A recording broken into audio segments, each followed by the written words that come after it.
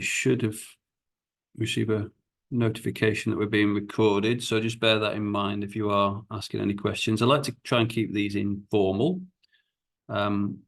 So, if you do want to ask any questions, we'll try and leave some time at the end to do so. As I say, after a very quick introduction, I'm going to hand over to Andy Tattersall from the University of Sheffield, who's going to be talking about his paper called The Missing Link, The Quality of UK Local and National Online Media Coverage and Research. Then we'll hear from Anna Barker, Associate Professor in Criminal Justice and Criminology here at Leeds, who will be talking a bit about her work into the social role of parks, especially in the context of the safety of women and girls, and talking a little bit about how Kersti Mitchell and the media team here at Leeds have supported her with that research and getting it into the media. And finally, we'll hear from our headliner, Kersti, on hopefully you can say a little bit about the support that you can offer to our colleagues here at Leeds as well. So with that, I shall encourage you to continue introducing yourself in the chat if you haven't already. As I say, feel free to have a chat. We've tried to keep these things informal. I have enabled the Q&A feature, which I've not used before. So if you do want to ask any questions, put them in there, and maybe our speakers can answer them live.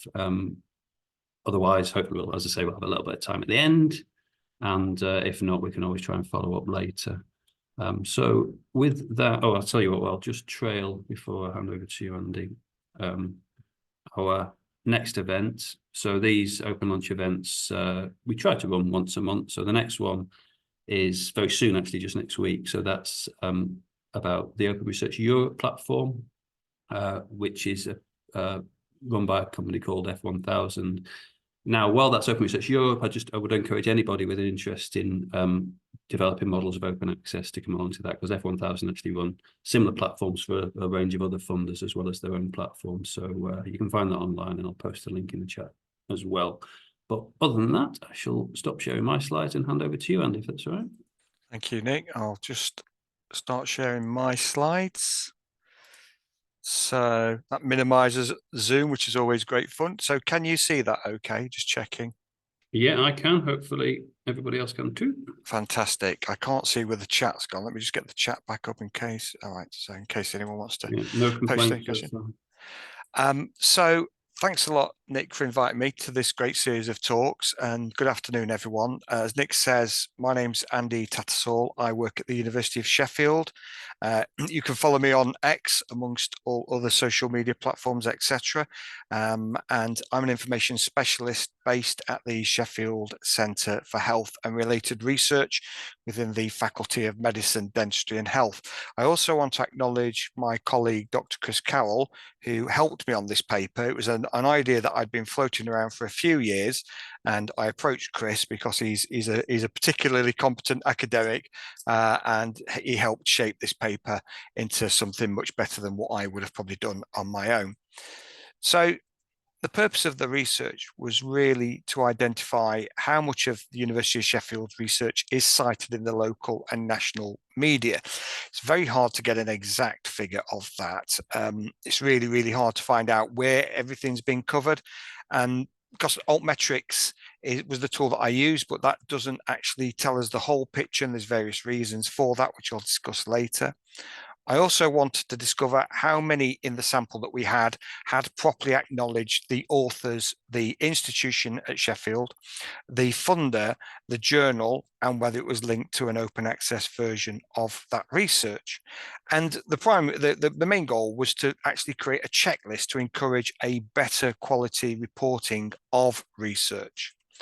The reason being is I've long thought about this. My background, my first degree was in journalism. I worked briefly as a journalist, and have done various kind of journalism on the side over the last 20 or so years. And I wrote this article in The Conversation 6 years ago. Incredibly, it's just over 6 years ago, called "New Research Must Be Better Reported. The Future of Society Depends on It."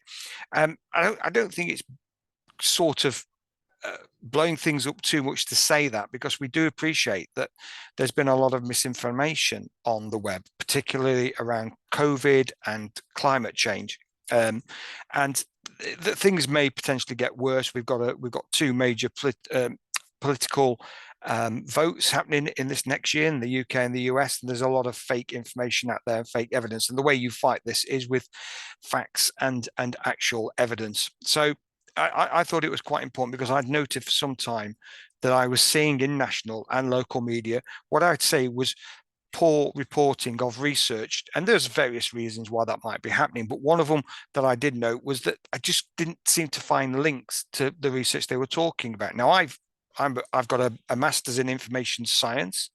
I've also quite a competent search of the internet, I'd like to think.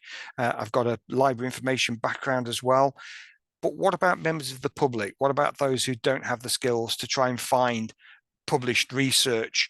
And we're talking on an international scale. We're not just talking in the UK. So I thought this is quite an important problem.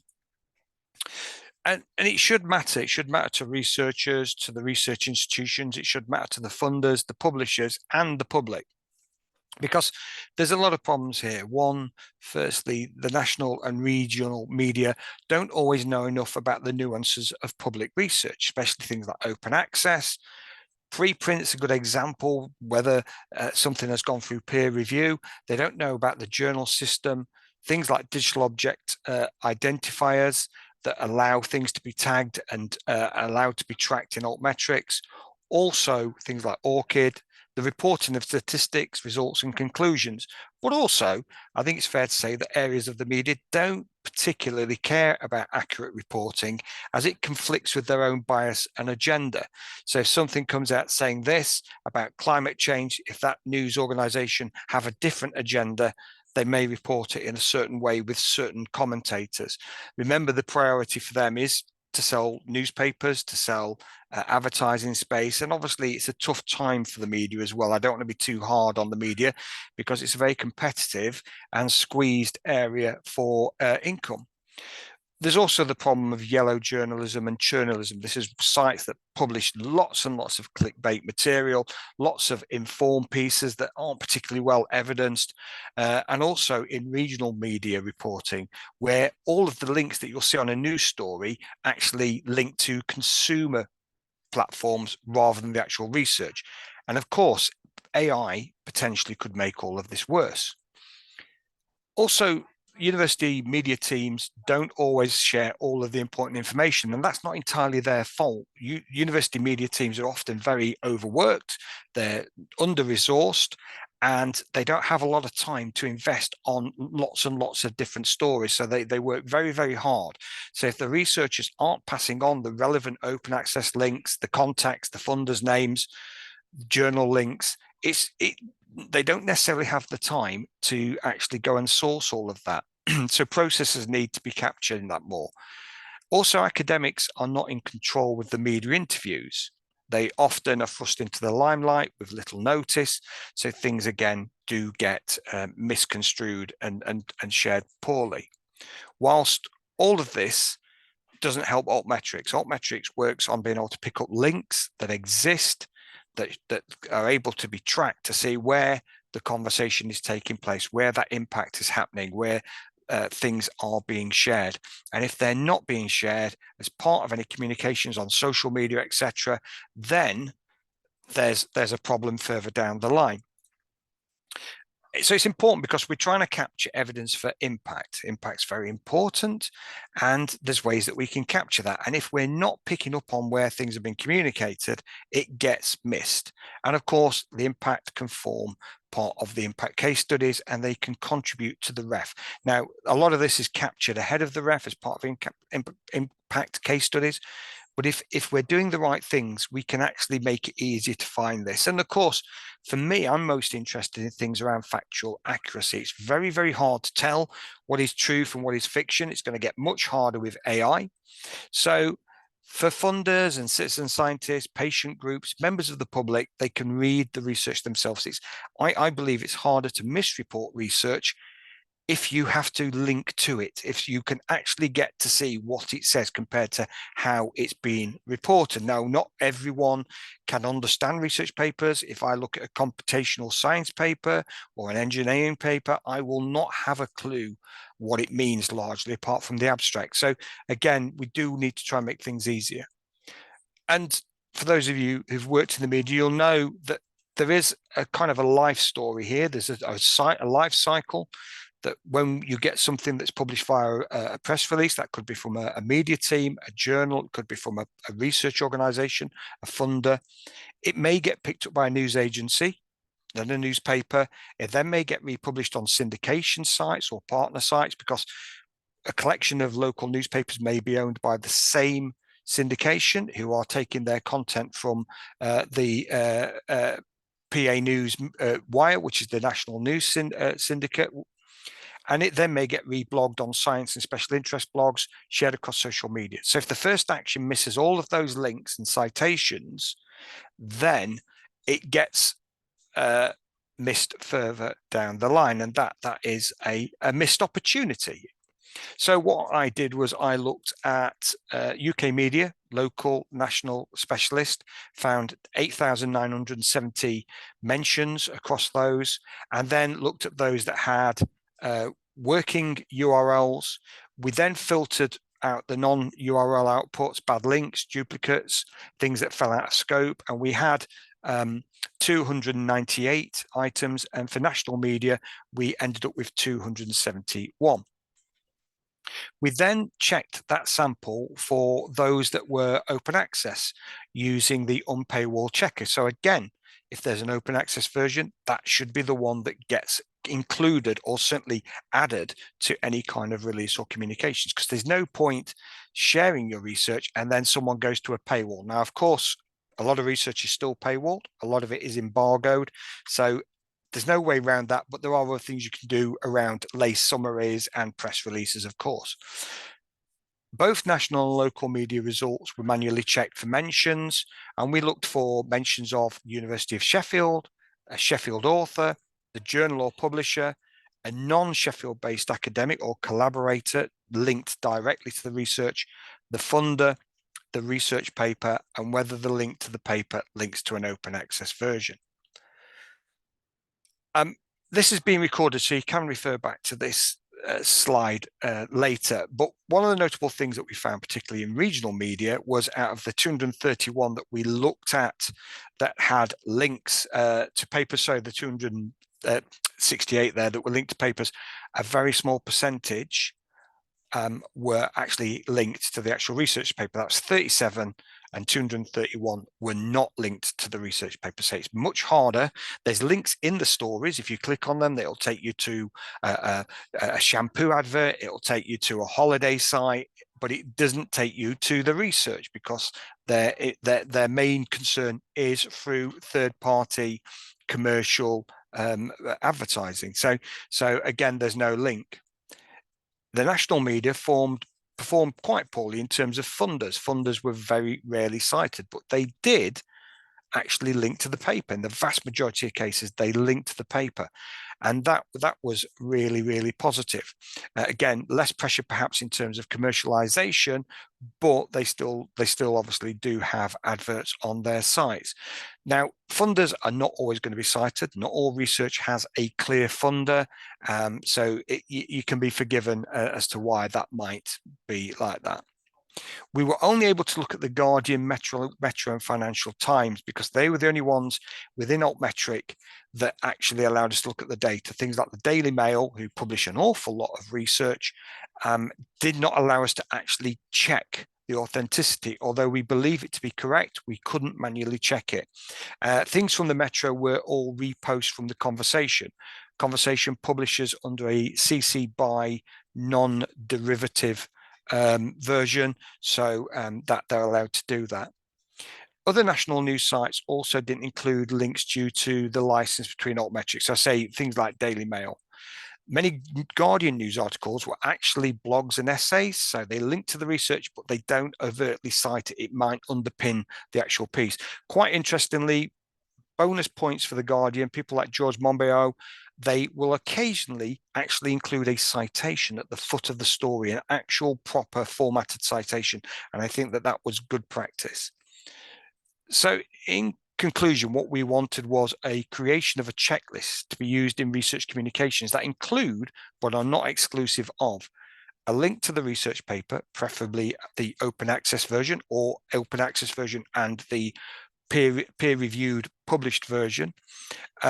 So that would include, the open access could include the pre-formatted repository version that you'll have got in the White Rose online repository, a link to a primary or corresponding academic's webpage, a link to a funder, link to the institution, the journalist name or source added to all stories. That is lacking on regional sites because they're pulling their content from PA and cross-posting it, and a full journal paper citation if applicable. And if that's formatted as part of the press release, then that helps again.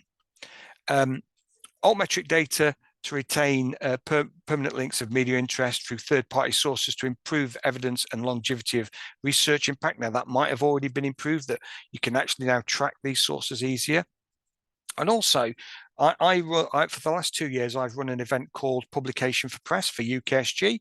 It was an idea of mine where we get librarians, academics, communicators, journalists together to talk about how we can work closer, particularly librarians and journalists. Librarians are rated very, very highly in society. Journalists are rated very lowly, according to the ISPOS Veracity survey. So they could help each other because they're both, in effect, in a similar business, knowledge. So getting them to work together to ensure better quality news reporting, using thorough and proper linkage and citation. Also trying to improve the quality of research story outputs by national news agencies on the newswire, which are picked up and syndicated on local news sites. So if the Press Association, if Associated Press, Reuters, if they can do more, then, and certainly do more awareness, then that will help. This is the events that I've run. I've run 2 events, publication to press. There's going to be one this year, I think maybe in London in June or July, again, bringing librarians, academics, journalists together. So hopefully we'll be getting that run. Here's a LSE article I wrote on this. Proper citation of research by journalists is necessary for more trustworthy news. You can actually click on that QR code, scan that, or go to that link, and you'll be able to see that. And finally, here is the actual article, the missing link, the quality of UK, local and national online media coverage of research by myself and Dr. Chris Carroll. And again, there's a QR code that will take you to that article. I've got to try and practice what I preach, including links, etc. And there's a link there at the bottom. And I'm to time, 20 minutes past. So thank you for listening. Look at that. Perfect, Andy. Thanks very much. That was fascinating. I can't see any questions coming for you yet. So just to do encourage any questions so that I don't have to make something up at the end, although I've already been jotting a few ideas down. But so without further ado, I'll hand straight over to you, Anna, if that's okay, please.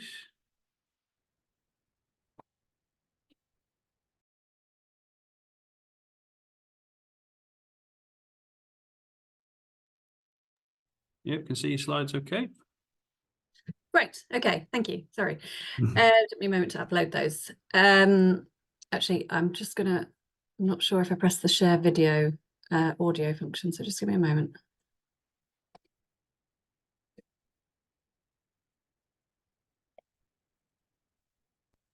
There we go.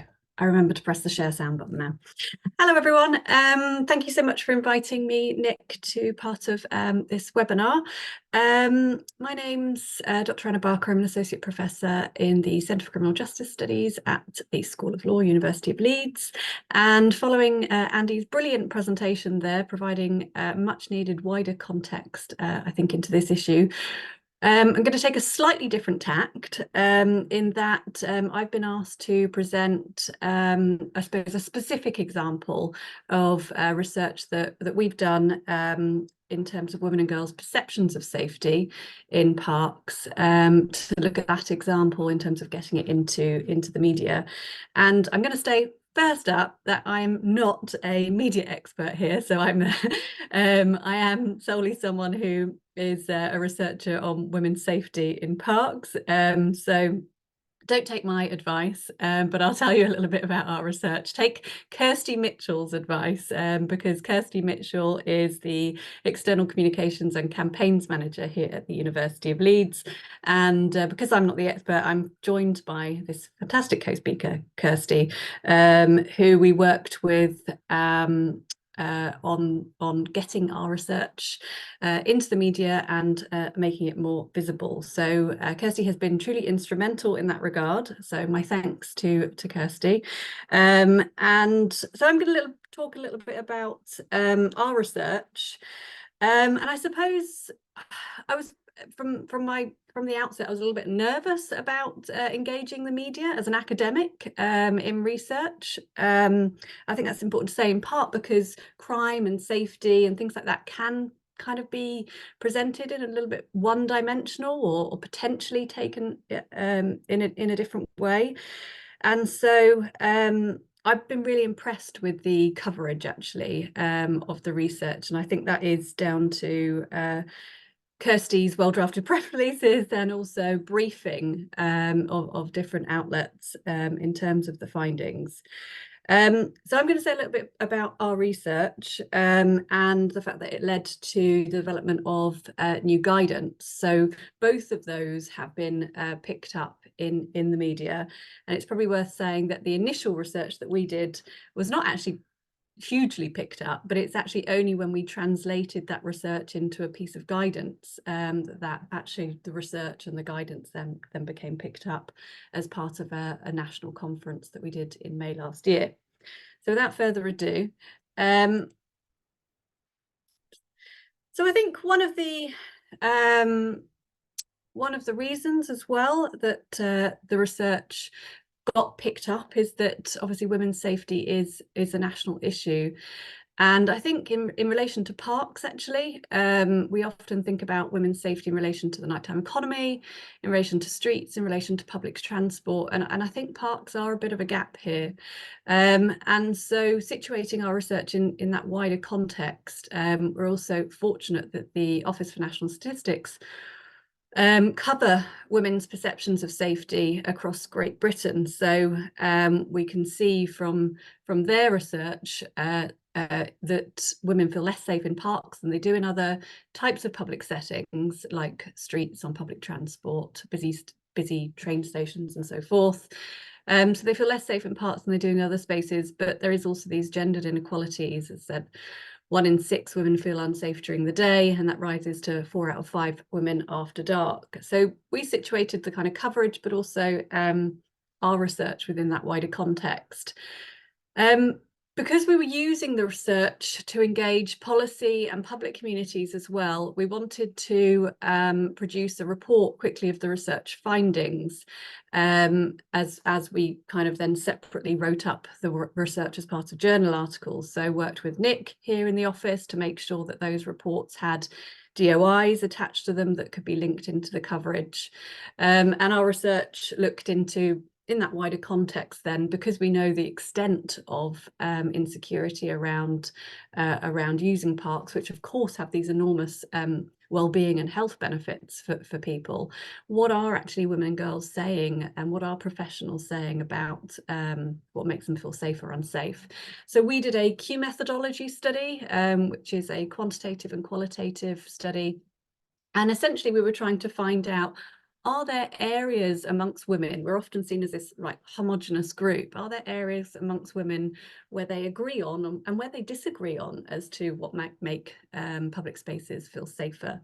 And so our Q methodology found these kind of areas of statistical consensus, but also rich qualitative insights from women and girls' views themselves to kind of unpack these areas. So our research was trying to essentially convey how women and girls felt about safety and what they felt in their own terms would make them feel safer. But of course, when you're doing research, any ethical issues around research is really important.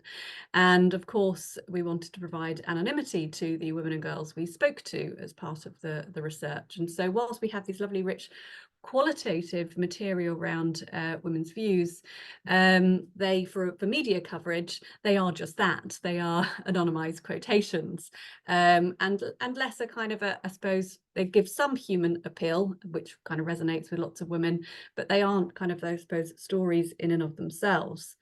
So one of the things that Kersti has done is really kind of bring that to life, and she'll say a little bit more about that, but I'll give an example. So once we'd published the research, and as I said, that wasn't picked up hugely, we then went on to work in partnership with a variety of organisations, some conscious slides there, to translate that research into a set of guidance that could be used by parks managers, police officers, landscape designers, parks friends of groups, a whole range of audiences, to think about women's safety in parks in terms of their design and management. And that partnership was also really important to the coverage in terms of obviously bringing all of those different organisations, media departments involved, but also making sure that that is also disseminated. And so that guidance was developed using the research and wider evidence, and has been adopted as part of the Green Flag Award, which is managed by Keep Britain Tidy. If anyone doesn't know, it's a bit like you get the Blue Flag Award, the Purple Flag Award for town centres and so forth, but the Green Flag Award is the UK government-owned quality standard for the most widely established accreditation programme for parks and green spaces across the world. So we worked with those to develop this guidance. We engaged also in the process of developing guidance a whole range of organisations. So again, when it came to making that research and guidance visible, we also had the engagement with these different organisations to put it through too. So just a little bit about the guidance. So it comprised of 10 principles under these 3 themes: eyes on the park, awareness and inclusion, which were nicely colour coded. Unlike a journal article, we wanted this to be a really accessible document that people could engage with. And again, it had a DOI. And each section, as you can see, is accessibly designed to engage those audiences. So just to give an example. And then we also drew together various case studies that featured in the guidance. And these were kind of good practice examples that we collected from the local area and the UK and across the world, which helped bring some of those principles to life. And I think this also provided a source. So unlike the anonymised research data and quotes that we could actually go to some of the case studies to help in the coverage of this, to give it some human appeal. So we launched the guidance and the research at an international conference on women and girls safety in parks, bringing together academics, parks managers, practitioners, police from across the UK and further afield. And the coverage took place over the course of this conference in May 2023, and has rolled out since. These are the people who are involved in the guidance to acknowledge as part of the presentation. So as you can see, this is just a little bit of the coverage that we got from BBC News, Radio 4, Today programme, The Guardian, and then ITV News interviewed me, which for someone who hasn't really been involved in media interviews before, live or recorded, thrust into the limelight, as Andy said, someone who's particularly nervous as well, probably, about appearing on TV. I can only offer my thanks again to Kersti in that regard. So working with your media team at the university, Kersti literally held my hand on the day of interviews, made sure that I was confident, feeling happy and supported on the day in those in-person interviews, but also helped me in terms of preparation beforehand. So really looked at the angle that it was going to take, what questions I might be asked, so I could help in terms of preparing what I felt I could say to those. So we've had a bit of coverage on Look North as well, so I wanted to show you a little bit about that. I'll show you that next. And then I think just in terms of my own perspective, in terms of benefits of media coverage from the research, obviously it's improved the visibility enormously in terms of the socialisation of the research and the guidance. my calendar, my diary has literally been full afterwards since May of organisations approaching me, including the all-party parliamentary group for Parks and Green Spaces, and others that have convened work following that research to speak to them. So we've been training police officers, parks managers, landscape architects, and others since the launch of the guidance, and the media engagement has definitely played a huge role in that. So I'm going to show you a 3-minute clip from Look North that really speaks to, I think, what Kersti is going to pick up on next, which is making sure it's relevant and accessible to a wide range of audiences and offering that human appeal, because essentially it really resonates with most women. So. Hello, good evening. Just how safe do you feel as a woman using a park? Well, the simple answer is not very. Research carried out by the University of Leeds has found that most women and girls believe their parks to be very unsafe. And new guidelines have been unveiled at a conference in Leeds today to make parks and open spaces in the UK safer. These include encouraging more organised activities, as well as better lighting and visibility. Simple solutions, you might say. But why are the new guidelines necessary? Well, according to the Office for National Statistics, 16% of women in the UK say they feel very or fairly unsafe in a park or other open space during the day. Now, this increases to look at that 82% when it gets dark. For men, that figure is about half, 42%. And worryingly, 71% of women in the UK have experienced sexual harassment in a public space. Our social affairs correspondent, Emma Glasby, has more.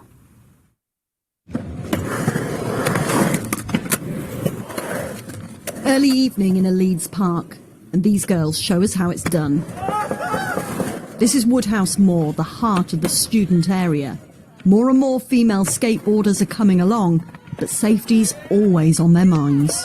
A lot of the girls in our society specifically don't like coming here, and they like going to the indoor parks that are a lot more protected and safer. Do you come here in the winter and on dark evenings, or do you just not? No, you avoid it with a wide angle. I don't even walk through the park, let alone come and skate. Katie tells me that a few years ago she was attacked by a group in this park.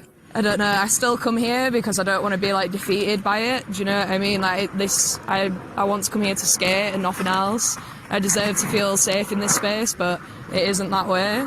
Just down the road from here at the University of Leeds, a study has found 57% of women and girls questioned felt that parks are very unsafe.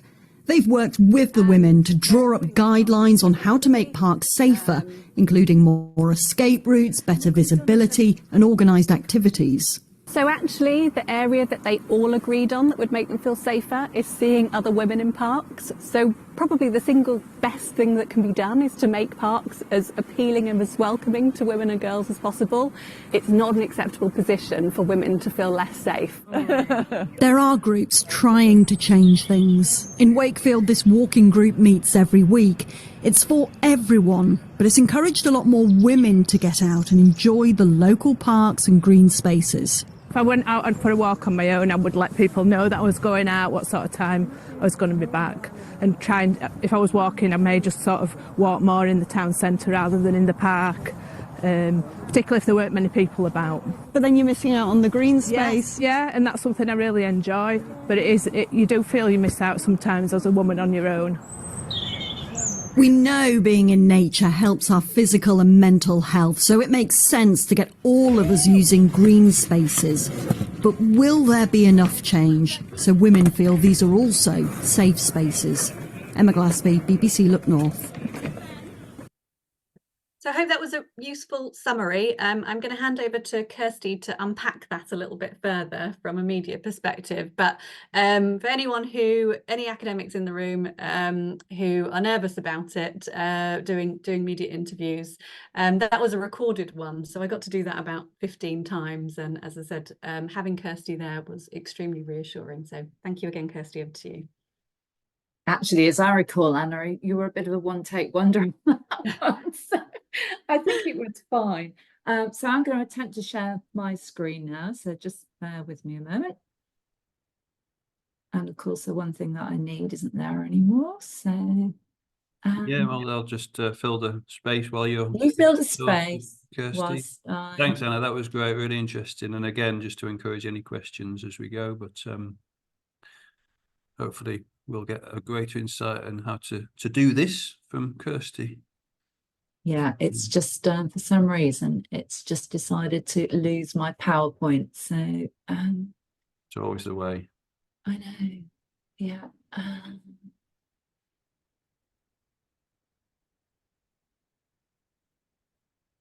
I wonder if I should just go ahead without the slides. It might be easier. I can sort of fill in anyway without the slides, I think.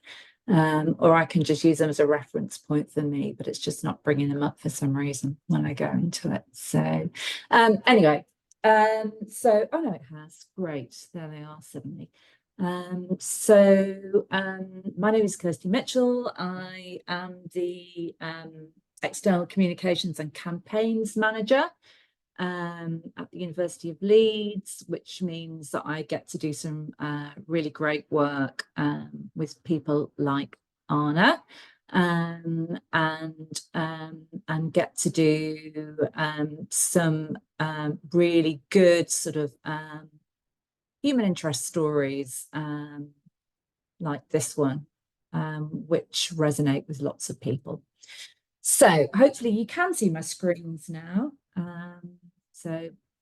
Yeah, we can see that. That's great. Yeah, that's fantastic. So it's fair to say that Anna and I, I mean, I'm never keen on people who say they've been on a journey, but I think we probably have been on a journey, Anna and I, around this research. A lot of the work that we tend to do in the press team is what we describe as kind of one and done, which is one kind of news release that you kind of send out, keep fingers firmly crossed, and hope for media pickup. This one is different because it is very much an ongoing campaign, which has gone through sort of many phases. So what you just saw from Anna there was perhaps one of the highlights. That item featured on Look North was brilliant. We were really, all of us involved were really pleased with that. But it doesn't always pan out like that. So Anna referred to the original research, which of course informed everything which followed. And you can see the homepage story that went up on the website that coincided with that. Now, I personally was a little bit disappointed because it was really impactful research. It was across Anna and team talking to a cross-section of 100 women and girls from across West Yorkshire and getting their views on how safe they felt in parks.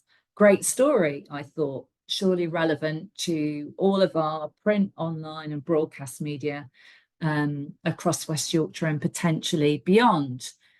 The problem with it from a media point of view was that all of the women and girls who were quoted within that research were done so anonymously, and the parks that were referenced and where that were referenced by the women and girls were also anonymous. They'd been stripped out of the research as well. So from a media point of view, media outlet point of view, they had nothing to get a handle on. So my hope was that, because I come from a print, online and broadcast background, was sort of thinking back to my earlier days working as a journalist, that, you know, a news desk would send out one of their reporters to their local park and perhaps interview some women and girls there and take photographs and then look at Anna's research and build it into a piece of really good local journalism. However, and Andy has referenced this, that's kind of nowadays our local media teams are really up against it. They're short on time and short on members of staff. So the reality of that was that it didn't happen. So there was next to no pickup at all for that initial research, which was really disappointing. So So we scroll forward a few months, and I still have this in the back of my mind. And we were approaching International Women's Day last year, March 2023. So what you're looking at there is the homepage story that we published on that day. So this was a slightly different take on it. So we thought, well, let's have another go at this. So I became aware from a colleague that a piece of audio artwork had been commissioned to try and get women and girl skaters to feel more confident at going to parks and taking parts in skateboarding activities. So we thought, well, let's take another look at this then, and let's pitch this out to some media outlets. So we were lucky with this one in that we got a really great picture story feature in the Yorkshire Post. But perhaps more importantly, we decided to also ask Anna to do an op-ed for the Yorkshire Post as well. So a kind of an opinion piece, if you don't know what an op-ed is. So we approached the Yorkshire Post and they were really keen on doing that. So to coincide with International Women's Day, to hear from Anna about her research and why it was so important. So there was a really great opinion piece that was published in the Yorkshire Post, and we had this great picture story as well, and then this homepage news story. What really, I think, made the whole thing take off from a media point of view was the conference, which Anna referenced, and the issuing of the guidelines in liaison with all those different stakeholders. So what we had here now suddenly was a call to action and a change of policy and issuing of national guidance. And so we were able to sort of approach media outlets and sell it to them from that point of view, and that seemed to have a really good effect. It was great working with Anna because I had a really good lead-in time for this. So in addition to having the conference at the School of Law as a hook for this, we were able to go away and source some sort of human case studies, different to academic case studies. My idea of a case study is either a human being or a group of people who can talk about their own personal experiences. So you saw in the report on Look North that we liaised with the University of Leeds Skate Society, and they were happy to help us with that. So they featured in that really great piece by Emma Glasby. And we also had the Women's Walking Group from Wakefield as well. So we had this kind of kit of parts for the broadcast, online and print media, and a tangible hook, which was this conference as well. So we were able to offer them all of these things, and of course interviews with Anna and with the Mayor of West Yorkshire. So what we found was that we got far greater pickup with this, and I think the Guardian, this piece in the that was in the Guardian, we were really thrilled with, because I remember having a conversation with Anna where she said, the ideal would be to get a piece in the Guardian. I'm not saying it was easy, so I did pitch it to Robin Vinter and the Northern editor of the Guardian, Helen Pidd. They wanted us to break the embargo and offer it to them as an exclusive, but our embargo was timed to coincide with the conference itself. So we had to push back against that and hope against hope that the Guardian would still be interested and still publish it, which they did, as you can see. And I do think that coverage then led to a whole raft of other coverage as well. So as Anna mentioned, you can see here we were featured on the Radio 4 Today programme. You saw the piece that was featured on Look North, which Anna just played to you. There was an equivalent of that on ITV News. So in our region, we get ITV Calendar, but they created a piece of regional television that was bespoke to each region. So it actually went out across all of the ITV regions with slightly different kind of versions of them that were filled in their own local parts. And then, of course, we had the regional, regional radio coverage as well. So speaking as a press officer, if I was sort of playing bingo, what you're looking at here, this list is kind of what I would deem to be full house. You know, we've ticked all of those boxes that we wanted to tick from the get-go. So we were really quite thrilled with this.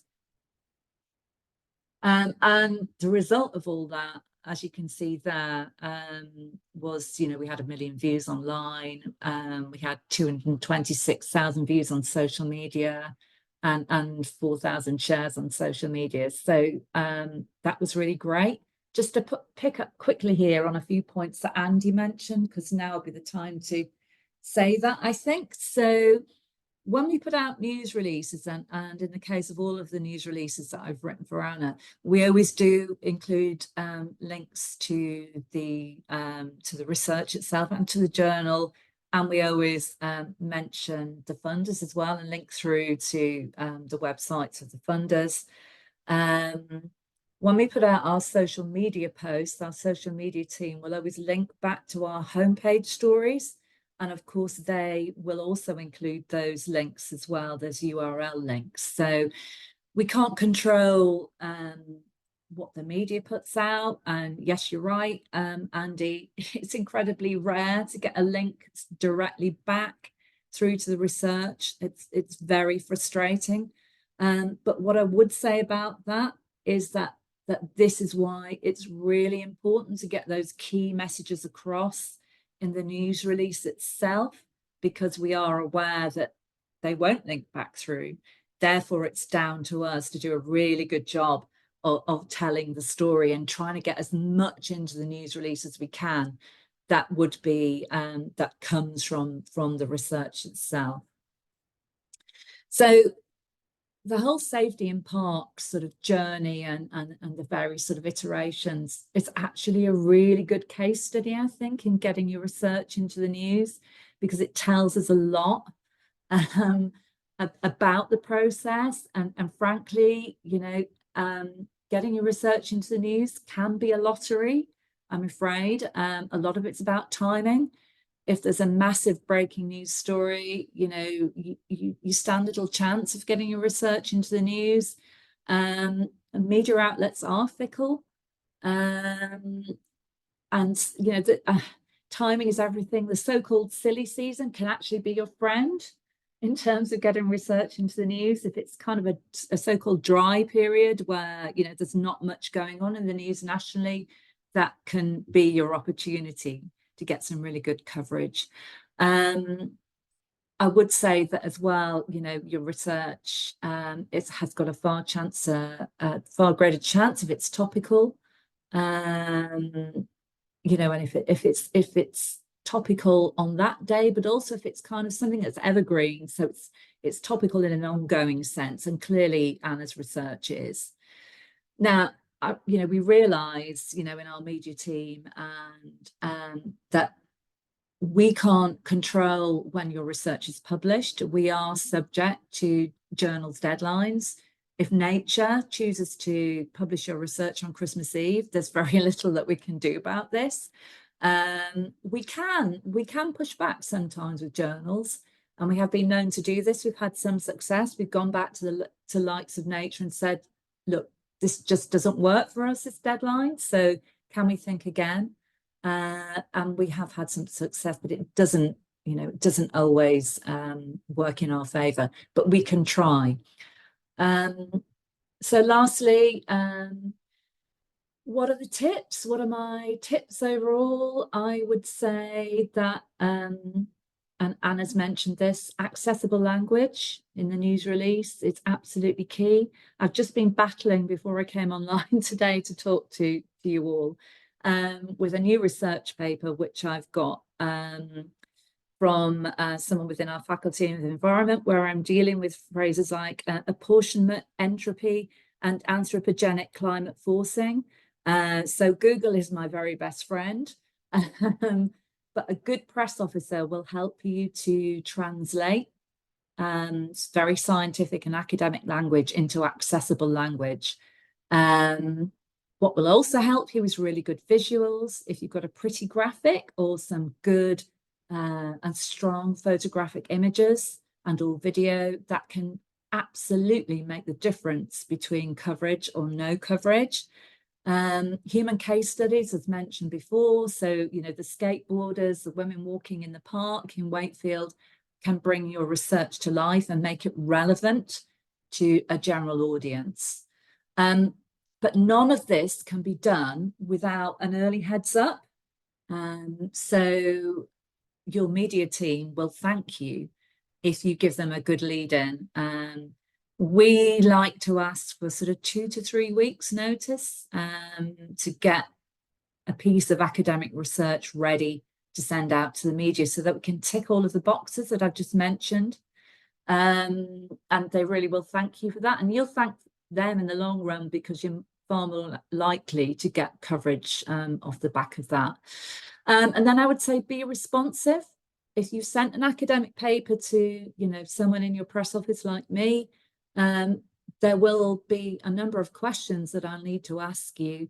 Try and be as responsive as you can. We know you're busy, but if weeks go by before you answer those questions, then that's going to be tricky because that lead-in time suddenly disappears. And the next thing you know, Nature have sent you an email saying this is being published tomorrow, and it's just too late. And then lastly, if everything goes to plan and we've ticked all of those boxes and we've put a really great news release together, please be available, because if we've done it right, you will be in demand from media outlets. So try to clear your diary on publication day and maybe the day before and the day after. So those are my tips. Be interested to hear people's questions overall. Thanks, Kersti. That's great. Oh, was I echoing myself then, I think, through yours? Thanks, Kersti. That's great. I'm just going to come very quickly to Andy. I'm just conscious that Andy's got another meeting to get to. I think you wanted to leave at 5:00, which is about now. So, first of all, I don't know if you've got any questions between the speakers. I don't know if you had anything just to ask quickly, Andy, that you've heard from Anna and Kersti. No, I think it's just really good to see the story at Leeds, because obviously it's a very emotive topic as well, and that goes into a next level when there's things that's emotive. And obviously we're seeing a lot of issues online, particularly around misogyny as well, and pushback from certain particular people. So for Anna to go out into that area and to do that research and to put a public face to it isn't necessarily a very easy thing to do. So it takes a certain sort of commitment that it could be a detriment to your own mental health, I'm sure, Anna, that as a result of that. Yeah, it is like being available is good, but you're also on edge as an academic. So yeah, you do have to set aside time and mental space for it, yes, to deal with it. And I think that kind of highlights the importance of the media communication support that you've got, which has obviously been excellent. So I think it's to be applauded, and these colleagues are worth the weight in gold. So just on that note, on colleagues worth the weight in gold, and before I do let you go, Andy, because I know you've got to be elsewhere, there was one specific question for you that came into chat, that whether or not you two intend to run this research or to do it. Yes. So Leanne asked, do I plan to expand on this research beyond the University of Sheffield? So like you, Nick, we're both professionals. I think it's fair to say that we would have existed as academic related around 10 years ago. I certainly was, but there's a very black and white picture in academia these days between professional and academic. But so it's down to these sort of things are done on the side, so to speak, these bits of work. It would be great to expand on it. It'd be great to revisit altmetric data if it's got better, because it'd be good to look at that sample, particularly around things like the Daily Express and the Sun and the Daily Mail as well, to see a wider sample, because you expect a different type of writing from the Daily Mail than you do the Guardian to some extent, not just politically, but how they perhaps source things. It would be great. I've got no plans. I think at the moment it's just to run that event again, try and get that conversation going, that there's these people that if they were at a party and you had a bunch of academic librarians and people working in scholarly commons, and if you had a bunch of people working in communications in an academic institution or a publisher or a funder or anything like that, and you had a group of academics like Anna and others, as well as a group of journalists who are working in local and national media, you'd all introduce each other to each other, because you'd say you've got a lot in common, and of course they are working connected together, but I don't think they're creating the right processes. And I think there needs to be a better understanding between some journalists. You're not going to do it with all, but some journalists and the academic institutions, particularly when we are seeing a bit of a culture war against academia as well. So I think it's increasingly important that these people talk to each other, because ultimately I think there's a lot of allegiance there and it's not being utilized. Yeah, so I'd like to do more, but I need to check the data. Yeah, really. no, thanks, Andy. I was going to ask you as well about, so you'd mentioned that about working together more with librarians and journalists, but I know you've got to go, so thanks very much. And thank you. I'll let you go. I mean, we're virtually at time anyway, but I will just, there's lots I would love to ask Kersti and Anna myself, but I'll just see if there's anything from the floor that if anybody wants to ask anything. There was a question here, I think, that's coming in chat. What tools do you use to follow the spread of research communication? Well, I suppose that comes back to the impact thing. So we've already mentioned, just from my perspective as someone who works in the library, altmetrics. So that was something that Andy mentioned, which is a way of measuring where research is being mentioned in the media, or if it's cited on Wikipedia, or if it's put on Twitter or X or whatever it's called now, that kind of thing. Other than that, I don't know if there's any other tools that you're familiar with, Anna or Kersti, to measure that. I can come in a little bit on this if that's helpful. So we use a bit of software called Signal within the media team, which does a sort of daily scrape of where our research has been picked up in the news. And then we, on a daily basis, put out a list of press cuttings. So some of those figures that I mentioned within my slides there about the number of views, etc., came from that bit of software. Right, no, that's interesting. I mean, anything from you, Anna, before I interrupt? No, it's just from a researcher's perspective, Kersti shared with us that report, and it is like amazing for a research perspective to see, you know, the reach of your work, the amount of views. You know, it's really powerful tool. So it's something that we can use, like Andy mentioned earlier, in terms of ref case studies. We are planning something from this, hopefully. So that will provide a really valuable data tool that we can actually kind of source as corroboration evidence. I mean, there's loads, as I say, Kersti. I mean, if it's okay with you, I mean, given that we're now at the top of the hour, I'll probably reach out to you and have another chat with you, if that's okay. I'd love to learn. Yeah. About how you I do should this. just say to anybody who's still online, Nick, that and it's still ongoing, isn't it, Anna? The work continues. So watch this space. There'll be more. Well, and also, I suppose, just in general terms, Kersti, you know, what's like all of us, you've got limited capacity. I mean, I'm guessing there's loads of research at the university that would benefit from coming to you. I mean, could and should people approach you around this type of stuff? I mean, you've talked about the human interest angle. Obviously, there's STEM subjects as well, and so much research going on. Yeah, like Leeds, we do it all. and yeah, people can feel free to reach out to us. It won't be necessarily me that does it, but there's, you know, I have colleagues, and yeah, absolutely. Just on that note, in my other role, I'm the Impact and Engagement Academic Lead for the School of Law. So within our school, there is a direct contact in terms of a monthly meeting that we have for academics in our school to come to me, and I know all the other research that's going on and that might make a news story. So Kersti and I also talk about other people's research and how that can get into the news. So those structures are available in other schools. Yeah, well, and I'm just thinking the library as well, you know, professional services, and how we might be able to work with you, Kersti, and your team maybe a bit more. So I'll follow absolutely. Point. But thank you very much for your time. Thank you to everybody that came along, and I won't just jump straight offline, but people are free to leave now. I always think it's slightly strange just to, you know, close. If you were leaving a room, you'd sort of say bye-bye, etc. So I'll just hang around if anybody wants to. Sadly, I have another meeting to attend. So thanks very much, Kersti. That was great. Thank you. Thanks for facilitating. Oh, Alexis raised his hand. Ooh. Can I use the voice, or would you prefer it by text? No, yeah, no, speak, please. All right. I had a question to Anna. In your opinion, based on the research, so it's more from the research perspective of you, how likely it is for the current policy to change based on your interaction with so many people from the field toward providing more streetlights during the darker times in the parks? I'll explain where I'm coming from. So I remember visiting York, for example, with my girlfriend and her friend, and at the end of the day, we were waiting for the train, and I was like, oh, let's go to the park. Little did I know is that there are no lights in the parks after the sunset in the UK, and it's pitch black. Obviously, we didn't go there, as you can imagine, because no one was feeling comfortable about it.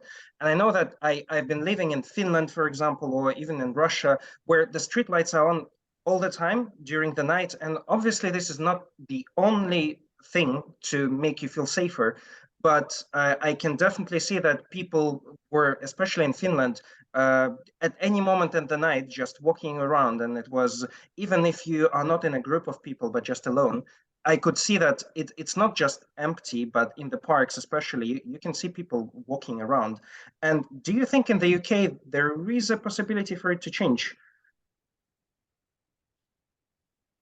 Are you still there, Anna? I hope she is. I think so. She might have left, Alexia, I'm afraid. That's all right.